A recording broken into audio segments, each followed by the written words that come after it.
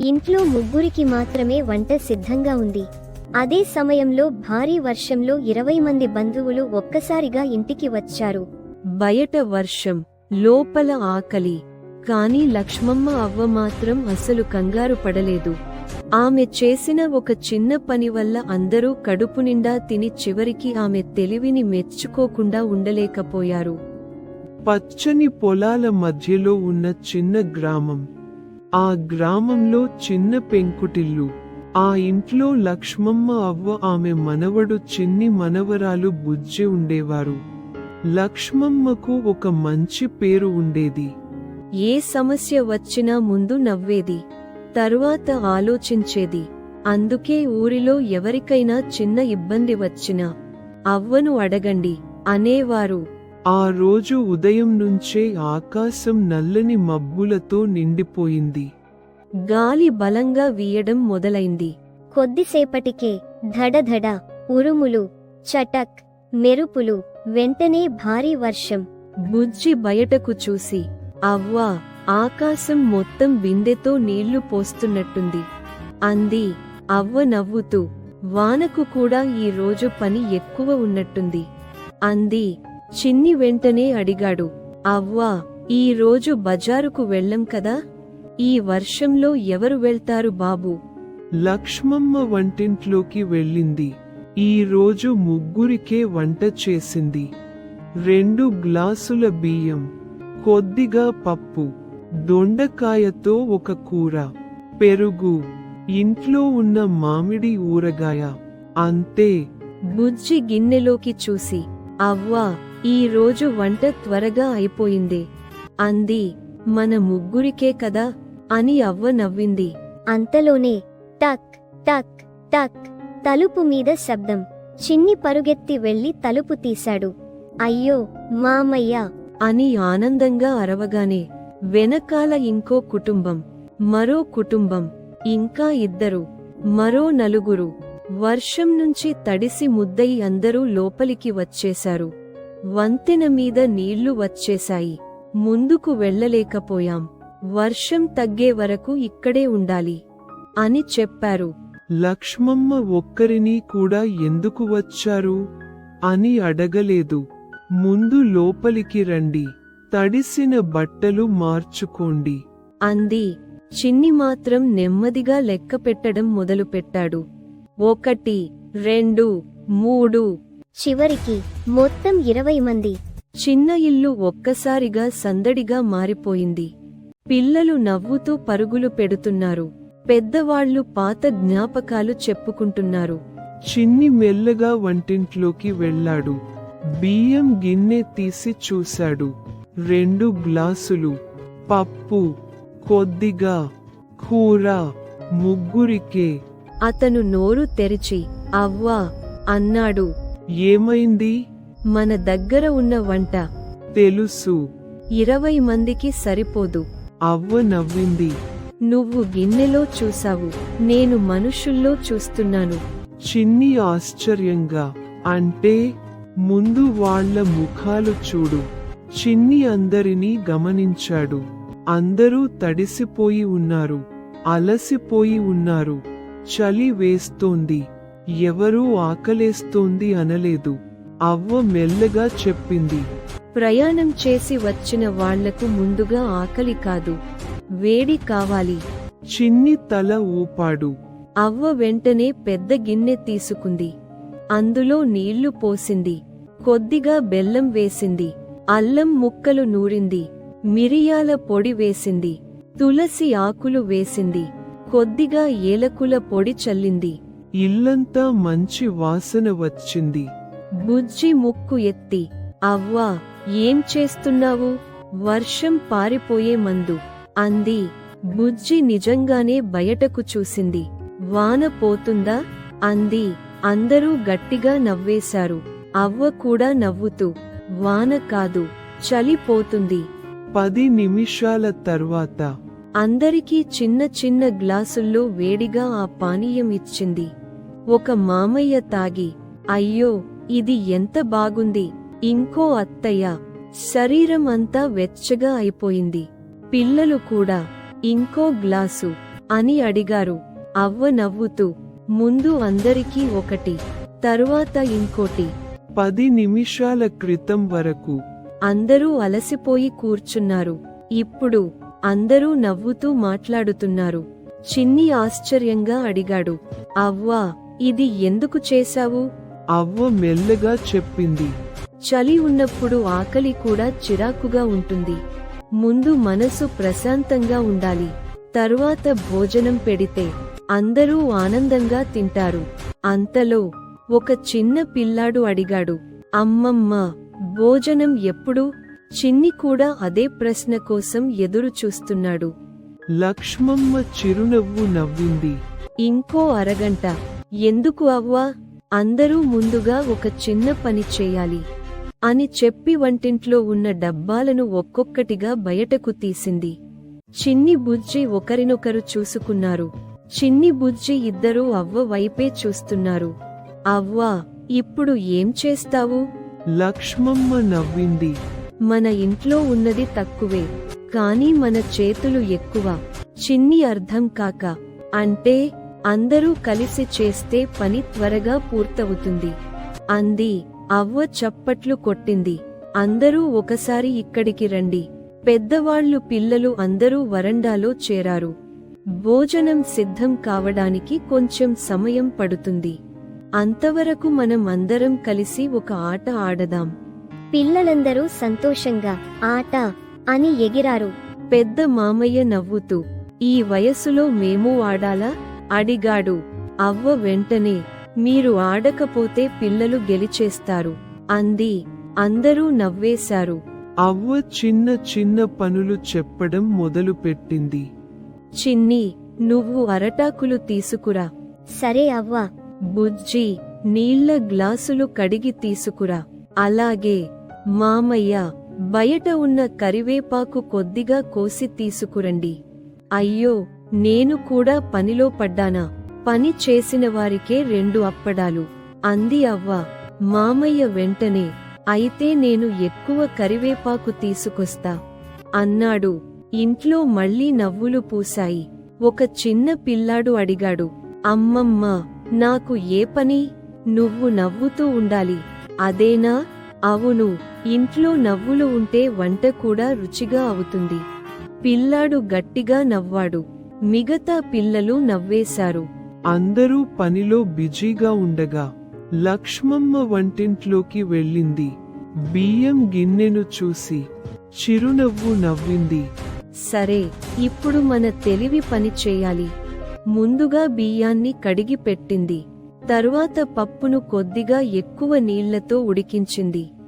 దొండకాయ కూరను చూసి, ఇది ఇలా పెడితే ముగ్గురికే అని అనుకుంది. వెంటనే ఇంట్లో ఉన్న 2 బంగాళాదుంపలు తీసుకుంది. ఒక క్యారెట్, ఒక ఉల్లిపాయ, కొద్దిగా టమాటా, అన్నింటినీ చాలా చిన్న చిన్న ముక్కలుగా తరిగింది. చిన్ని లోపలికి వచ్చి చూసి ఆశ్చర్యపోయాడు. అవ్వా, దొండకాయ కూరలో బంగాళాదుంప ఎందుకు? అవ్వ నవ్వింది. ఎవరికి ఏది ఎక్కువగా కనిపిస్తే అదే ఎక్కువగా తింటారు. అంటే కూరలో రంగులు ఎక్కువగా ఉంటే కూర కూడా ఎక్కువగా ఉన్నట్టే అనిపిస్తుంది. చిన్ని తల గోక్కున్నాడు. నాకు ఇంకా అర్థం కాలేదు. అవ్వ నవ్వుతూ, భోజనం అయ్యాక అర్థమవుతుంది.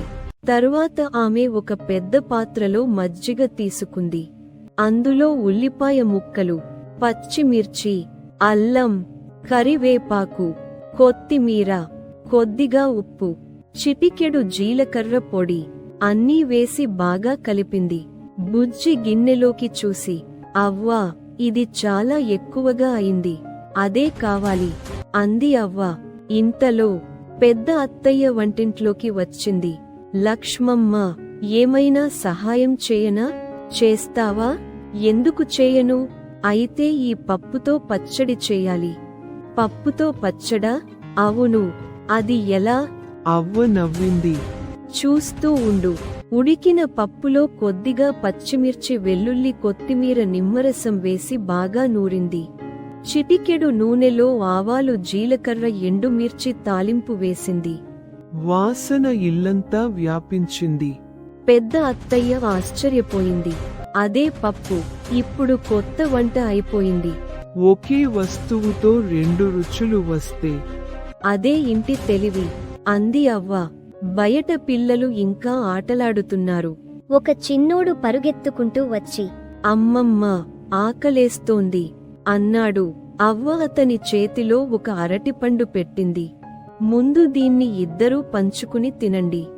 ఒక్కటే ఉంది కదా. అందుకే పంచుకోవాలి.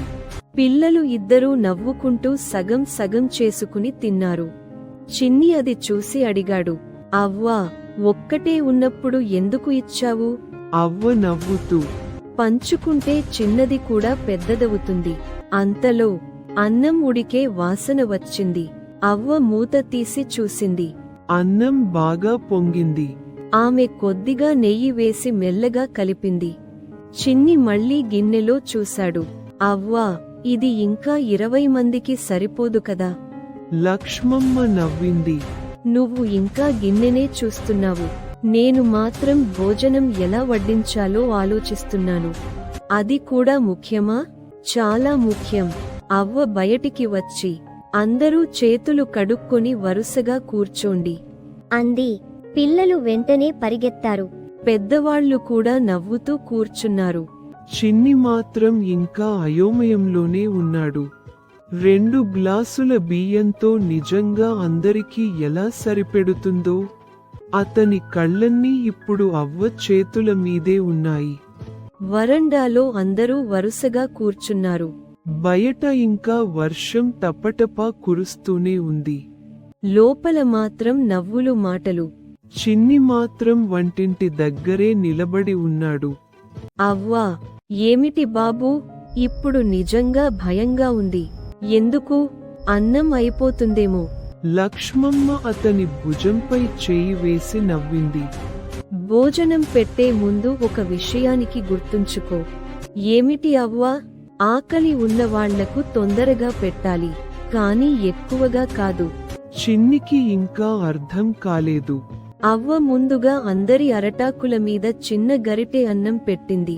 ఒక చిన్న గరిటె పప్పు, కొద్దిగా దొండకాయ కూర, ఒక చెంచా పప్పు పచ్చడి, పక్కన మజ్జిగ. చిన్ని ఆశ్చర్యపోయాడు. అవ్వా, ఇంత తక్కువ? అవ్వ మెల్లగా చెప్పింది. ముందు అందరికీ చేరాలి. అంతలో పెద్ద మామయ్య నవ్వుతూ అన్నాడు, లక్ష్మమ్మ, నువ్వు మమ్మల్ని చిన్న పిల్లలుగా చూస్తున్నావా?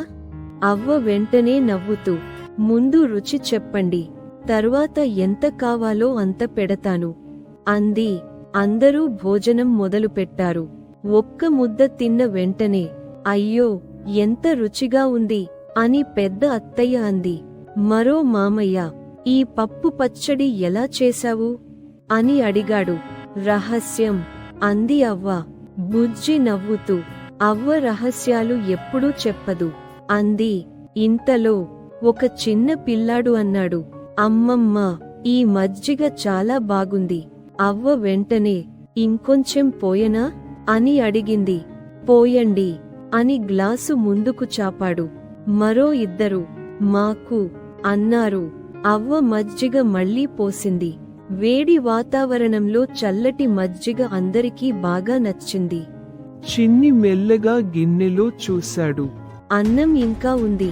అతను ఆశ్చర్యంగా, అవ్వా, అన్నం ఇంకా ఎలా ఉంది? అవ్వ చిరునవ్వు నవ్వింది. వేడి పానీయం తాగారు, మాట్లాడుకున్నారు. తరువాత నెమ్మదిగా తినడం మొదలుపెట్టారు. ఎవరికీ తొందరలేదు, అందుకే మొదట కొద్దిగా పెట్టినా సరిపోయింది.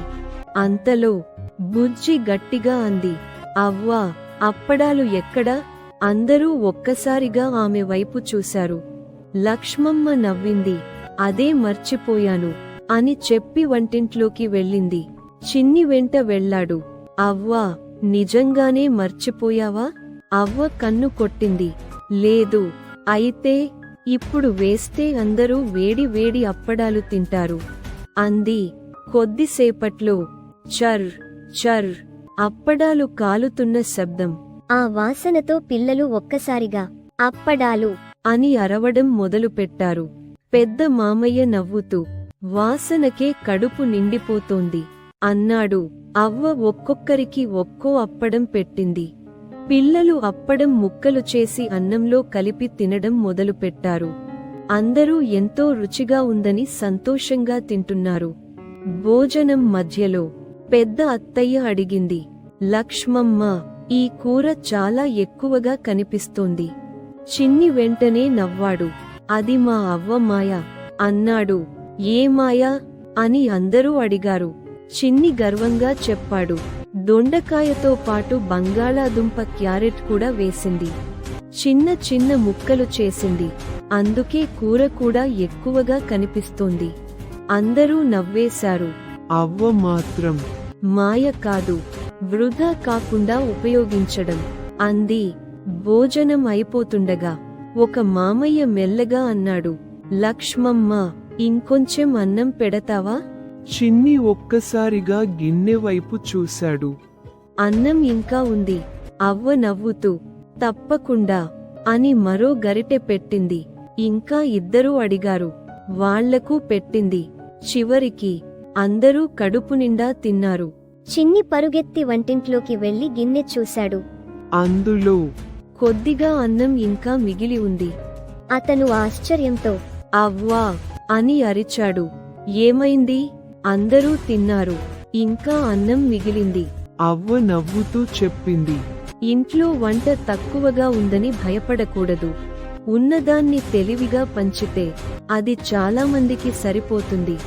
భోజనం అయిపోయిన తర్వాత అందరూ వరండాలో కూర్చొని వేడి వేడి టీ తాగుతున్నారు. వర్షం కూడా నెమ్మదిగా తగ్గింది. పెద్ద మామయ్య అన్నాడు, లక్ష్మమ్మ, మేము వచ్చినప్పుడు నీ దగ్గర వంట తక్కువగా ఉందని మాకు తెలియదు. అవ్వ నవ్వింది. తెలిసి ఉంటే మీరు సరిగ్గా తినేవారా? లేదేమో. అందుకే అతిథులు ఇంటికి వచ్చినప్పుడు మొదట ఆనందం ఇవ్వాలి, తరువాత భోజనం పెట్టాలి. అందరూ ఆమె మాటకు తల ఊపారు. చిన్ని అడిగాడు, అవ్వా, ఈరోజు నేను ఏమి నేర్చుకున్నానో తెలుసా? ఏమిటి? తక్కువ సరుకు ఉండొచ్చు, కాని తెలివి తక్కువ ఉండకూడదు. లక్ష్మమ్మ నవ్వుతూ, అదే ఈ రోజు పాఠం అంది. బుజ్జి వెంటనే, అయితే ఇకనుంచి నేను కూడా వంటింట్లో సహాయం చేస్తాను అంది. అవ్వ ఆమెను దగ్గరకు తీసుకుని, సహాయం చేసే చేతులు ఉన్న ఇంట్లో ఎప్పుడూ కొరత ఉండదు అంది. బయట వర్షం పూర్తిగా ఆగిపోయింది. మబ్బుల మధ్య నుంచి సూర్యుడు తొంగి చూశాడు. ఇంటి ముందు చిన్న ఇంద్రధనుస్సు కనిపించింది. పిల్లలందరూ బయటకు పరిగెత్తారు. లక్ష్మమ్మ వారిని చూసి చిరునవ్వు నవ్వింది. ఆమెకు తెలుసు, ఆ రోజు అందరూ భోజనం మాత్రమే చేయలేదు, పంచుకోవడం కూడా నేర్చుకున్నారు. నీతి, ఇంట్లో ఉన్నది ఎంత అనేది ముఖ్యం కాదు, ఉన్నదాన్ని ప్రేమతో తెలివితో పంచుకోవడం ముఖ్యం. కలిసి సహాయం చేసుకుంటే చిన్న సమస్య కూడా పెద్ద ఆనందంగా మారుతుంది. ఈ కథ నచ్చితే లైక్ చేయండి, ఛానల్ను సబ్స్క్రైబ్ చేయండి. వీడియోలు తయారు చేయడానికి ఉపయోగపడే హెడ్ ఫోన్స్, మైక్, ట్రైపాడ్ వంటి ప్రొడక్ట్స్ లింకులు డిస్క్రిప్షన్లో ఉన్నాయి. మీకు ఉపయోగపడితే ఒకసారి తప్పకుండా చూడండి. మీ ప్రతి సహాయం మా ఛానల్కు మరిన్ని మంచి కథలు తీసుకురావడానికి ప్రోత్సాహం ఇస్తుంది. ధన్యవాదాలు. ఇలాంటి మంచి కథలు మీ పిల్లల కోసం మా చిన్న కథ వరల్డ్లో ఎప్పుడూ ఉంటాయి. కాబట్టి ఇప్పుడే మా ఛానల్ను సబ్స్క్రైబ్ చేయండి. ఈ వీడియో నచ్చితే లైక్ చేయండి, మీ స్నేహితులతో షేర్ చేయండి మరియు కొత్త కథల కోసం బెల్ ఐకాన్ నొక్కండి. ధన్యవాదాలు.